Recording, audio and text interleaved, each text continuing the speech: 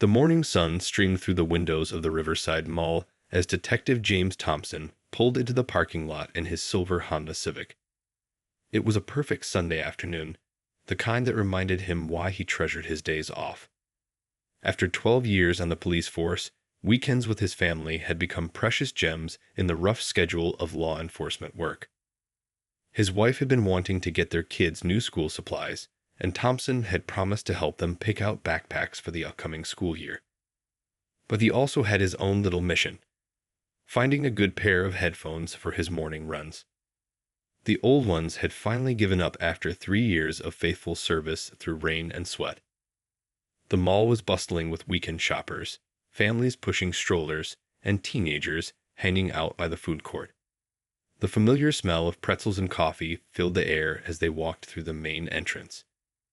Thompson's kids immediately spotted the colorful display in the window of their favorite toy store, their eyes lighting up with that special kind of childhood wonder. "Tell you what," Thompson's wife said with a knowing smile, "why don't you check out your electronics while we look at the school supplies? We'll meet at the food court in an hour." She knew her husband well enough to know he'd want to take his time comparing different headphone models, a habit from his detective work that carried over into his personal life. Thompson couldn't help but grin. Even after 15 years of marriage, she could read him like an open book. He watched as his family headed towards the department store, his daughter already chatting excitedly about the unicorn backpack she'd seen online, while his son was making a case for one with dinosaurs. The electronics store was relatively quiet compared to the rest of the mall. Thompson liked it that way. It meant he could really focus on making the right choice. The headphone display was impressive, featuring everything from basic earbuds to premium over-ear models. He wanted something durable this time, something that could handle his early morning runs through the park and the occasional spring shower. As he examined different models, comparing features and reading reviews on his phone, Thompson couldn't help but overhear a young couple nearby getting advice about gaming headsets. He smiled to himself, remembering how he used to be into gaming before the kids came along. These days, his spare time usually involved watching cartoons instead of playing video games. The store's LCD screens displayed the latest tech news, creating a soft blue glow throughout the shop.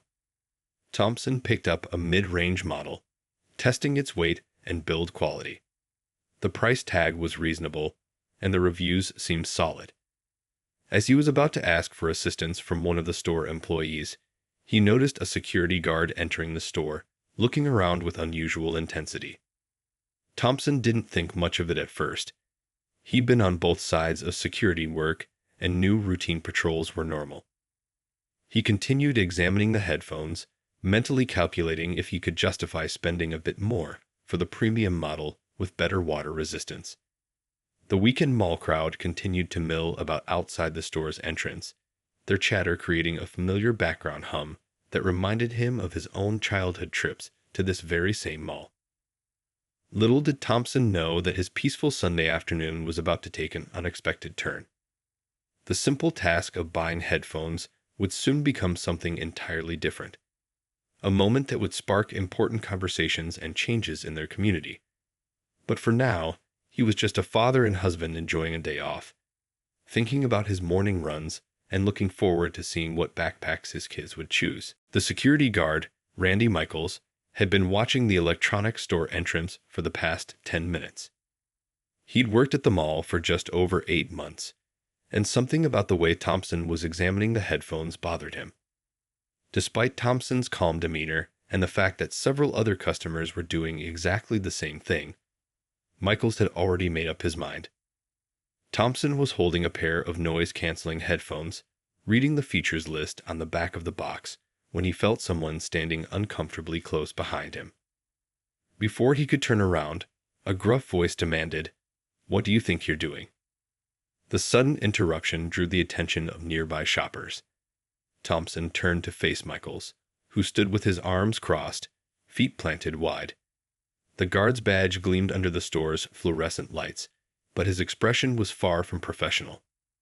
"Just looking at headphones," Thompson replied calmly, gesturing to the display.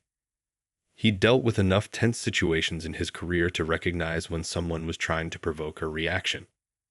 I'm planning to buy a pair for my morning runs. Michael scoffed, taking a step closer.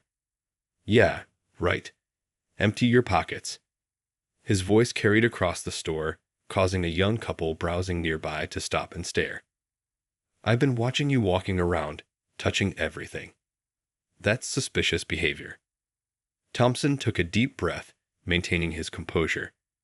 Sir, I'm a customer here, just like everyone else. I haven't done anything wrong, and I don't appreciate being singled out. He gestured toward other shoppers who were also handling display items, but Michaels ignored this completely. Don't get smart with me, Michaels snapped, reaching for his radio. Either empty your pockets right now, or I'm calling the real police. His voice grew louder with each word, drawing more attention from passersby.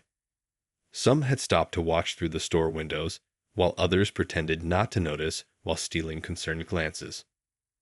A Yum store employee, who had been restocking shelves nearby, approached hesitantly. Sir, she addressed Michaels, this customer hasn't done anything wrong. He's been looking at our premium headphones for about 15 minutes, and I was actually about to help him. Stay out of this, Michaels cut her off sharply. This is a security matter. He turned back to Thompson, who still held the headphone box. Put that down and put your hands where I can see them. Thompson slowly placed the box back on the shelf, his movements deliberate and calm. Listen, I think there's been a misunderstanding. I'm here with my family, shopping for school supplies. My wife and kids are in the department store right now. Sure they are, Michael sneered, his words dripping with sarcasm. I've heard every excuse in the book. You people always have some story ready. The discriminatory undertone in his voice was unmistakable, causing several onlookers to exchange uncomfortable glances. The store manager, alerted by concerned employees, emerged from the back office. She assessed the situation quickly, noting Thompson's composed demeanor and Michael's aggressive stance. Before she could intervene, Michaels reached for Thompson's arm, attempting to force him toward the store exit. That's when Thompson made a decision. He'd hoped to avoid this, to handle the situation without pulling rank, but Michael's escalating behavior left him no choice. Carefully, he reached for his wallet, his movements slow and clear. Sir, I think you should know something, he began, but Michaels interrupted again, calling for backup on his radio. The situation had spiraled far beyond a simple misunderstanding about shopping for headphones. As more mall security guards approached the store entrance, Thompson realized this Sunday afternoon was about to become a teaching moment, though not in the way anyone would have expected. By now, a small crowd had gathered around the electronics store entrance. Shoppers paused their Sunday routines, phones discreetly recording the unfolding scene. The air felt thick with tension as Thompson reached for his wallet, his movements deliberately slow and precise. I said hands where I can see them. Michaels barked, his face reddening. 2 more security guards arrived, responding to his radio call. They hung back uncertainly, sensing something wasn't quite right about the situation. The contrast between Thompson's calm demeanor and Michael's increasing agitation was striking. Sir, Thompson began again, his voice steady and clear. I'm trying to show you my identification. He kept his movements measured, years of law enforcement experience evident in his controlled response. The store manager had stepped closer, her phone already dialing the mall's main office. Michaels grabbed Thompson's arm roughly. I don't care about your ID. You're coming with me right now. The fluorescent lights buzzed overhead as a collective gasp rose from the onlookers. A teenager recording the scene whispered to his friend, This isn't right, man. That's when Thompson's police badge caught the light as he managed to remove it from his wallet. Officer Michaels, he said firmly, using the guard's name from his tag, I am Detective James Thompson with the City Police Department. He held up his badge and ID card. And you're making a serious mistake. The other security guards exchanged worried glances. One of them, An older man with graying hair stepped forward. "Randy, maybe we should." "It's fake." Michaels cut him off, but his voice wavered slightly. "Anyone can buy a badge online these days." His grip on Thompson's arm tightened, his knuckles turning white. The store's overhead music created an oddly cheerful backdrop to the tense scene. Thompson remained composed, though his patience was wearing thin. "You can call it in. My badge number is 8149. Any dispatcher will confirm my identity." He looked directly at the other guards. "And I strongly suggest you do so before this situation gets any worse." A young woman in the crowd suddenly spoke up. "I recognize him. He gave a talk at my daughter's school about community policing last month." Others began nodding, murmuring in agreement. The tide of public opinion was turning rapidly. Michael's grip finally loosened, but his expression remained defiant. "Well, how was I supposed to know? You don't look like—" He caught himself, but the implication hung heavy in the air. The older security guard quickly reached for his radio, calling dispatch to verify Thompson's identity. The store manager, who had been on the phone, approached with purpose. "Mall management is on their way down." She turned to Thompson, her voice apologetic. "Detective, I am so sorry about this situation. Is there anything we can do?" Thompson straightened his shirt sleeve where Michaels had grabbed him. "Yes, actually. I'd like to speak with your head of security and mall management." His voice carried the authority of his position now, but remained professional. "We need to have a serious discussion about training and protocols." The response from dispatch crackled over the radio. "Badge 8149 confirmed. Detective James Thompson, Major Crimes Division." The color drained from Michael's face as reality sank in. The other guards stepped back, creating distance between themselves and their colleague. Thompson rubbed his arm where Michaels had grabbed him, the skin still red from the tight grip. He could see his reflection in the store's window, still just a father who'd wanted to buy headphones on his day off. The irony wasn't lost on him that he'd faced less aggression from actual criminals than from this mall security guard. Through the gathering crowd, Thompson spotted his wife approaching, concern etched on her face. She'd sensed something was wrong when he didn't meet them at the food court. Their children trailed behind her, clutching their newly chosen backpacks, their excitement from earlier replaced with confusion at the scene before them. The mall's management team was pushing through the crowd now, their faces serious as they assessed the situation. What had started as a simple shopping trip had transformed into a moment that would change policies, challenge assumptions, and remind everyone that justice often arrives in unexpected ways. The police cruisers arrived with their lights flashing but sirens silent, pulling up to the mall's main entrance. 2 officers walked in, their faces professional but their pace quick.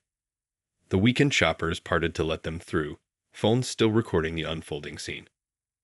The first officer through the door was Lieutenant Chen, Thompson's former partner from his patrol days.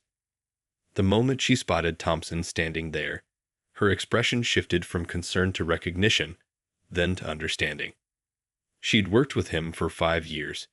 They'd backed each other up in situations far more dangerous than this.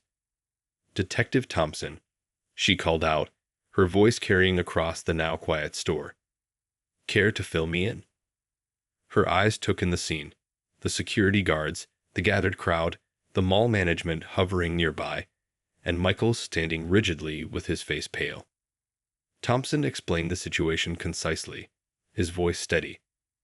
"I was shopping for headphones when Officer Michaels here decided I looked suspicious." He gestured to the security guard who had accosted him. "When I identified myself as law enforcement, he accused me of carrying a fake badge." The second responding officer was already reviewing footage on the store's security monitor with the manager. The crisp images showed everything. Thompson shopping peacefully, Michael's aggressive approach, the unnecessary escalation. The timestamp in the corner ticked away as the scene played out in silent black and white. Lieutenant Chen turned to the mall's head of security, who had just arrived looking slightly out of breath. "We're going to need copies of all security footage," she said. Her tone was professional, but left no room for argument. "And we'll need statements from your staff and any witnesses." The head of security nodded quickly. "Of course, Lieutenant. We have cameras covering every angle of the store." He turned to Michaels, his disappointment evident. "Officer Michaels, please surrender your badge and radio. Your services are no longer required at this facility." Michael's face flushed red again. "You can't just fire me. I was doing my job." His voice cracked slightly. How was I supposed to know he was really a cop? The question hung in the air, heavy with implications that made several onlookers shake their heads. "Your job," the mall manager stepped in, her voice firm, "was to ensure the safety of our customers, all our customers. Not to harass people based on—" She paused, choosing her words carefully. "Baseless suspicions." Thompson's wife had made her way through the crowd with their children. His daughter tugged at his sleeve, her voice small but clear. "Dad, why is everyone upset?" The innocent question seemed to deflate some of the tension in the room. Thompson put his arm around her shoulders, reminded of why moments like these mattered so much. Lieutenant Chen was already coordinating with dispatch, requesting a supervisor to come take statements. The store employees were gathering around their manager, each eager to share what they'd witnessed. The young staff member who had tried to intervene earlier was still shaking slightly, but her chin was held high. The mall security footage continued to play on the monitor, now showing the moment Thompson revealed his badge. The head of security watched it with a grim expression. "Detective," he said, turning to Thompson, "I want you to know this isn't what we train our officers to do. But clearly, our training needs a complete overhaul." Thompson looked around at the scene, the concerned faces, the recording phones, his children watching everything unfold. He made a decision. "Maybe I can help with that," he offered. "I've done some training programs with the department. This could be an opportunity for real change."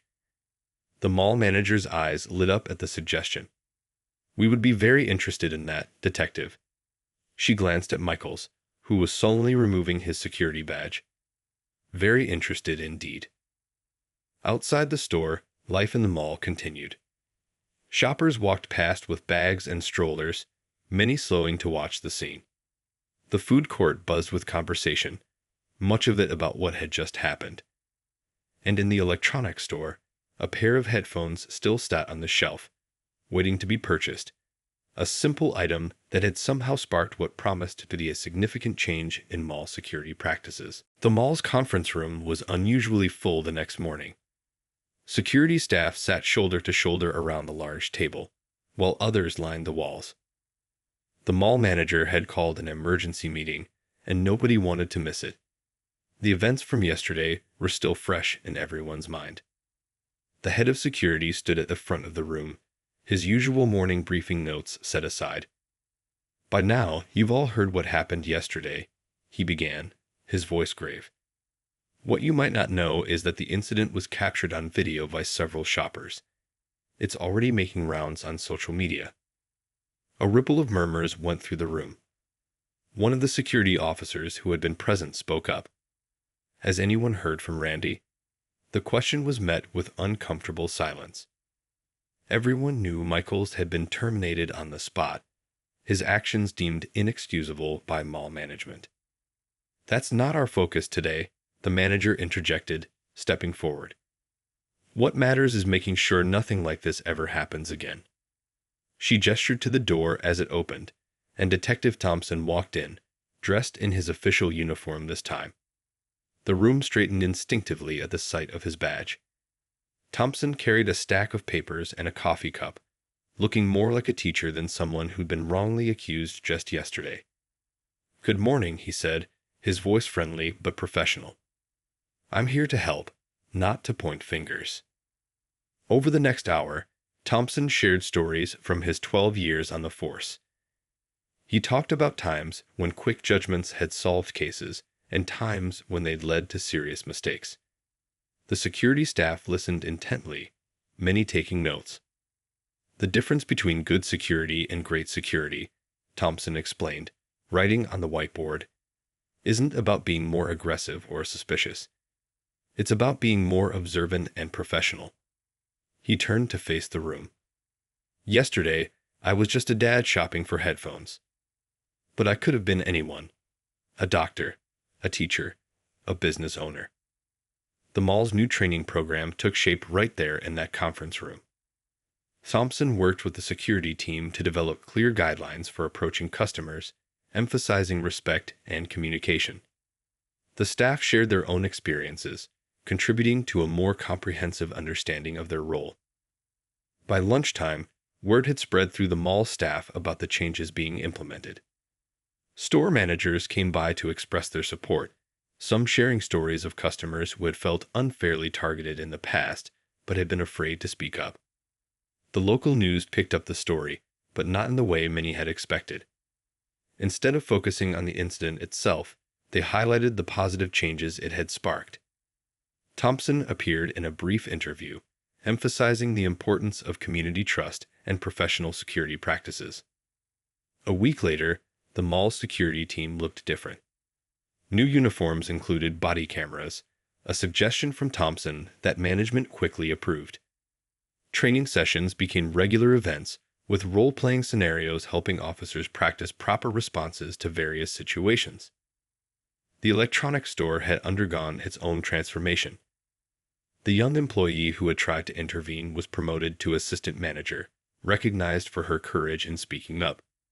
They put up a small sign near the entrance. All customers welcome here.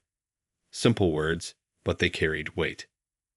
Michaels didn't disappear entirely from the story.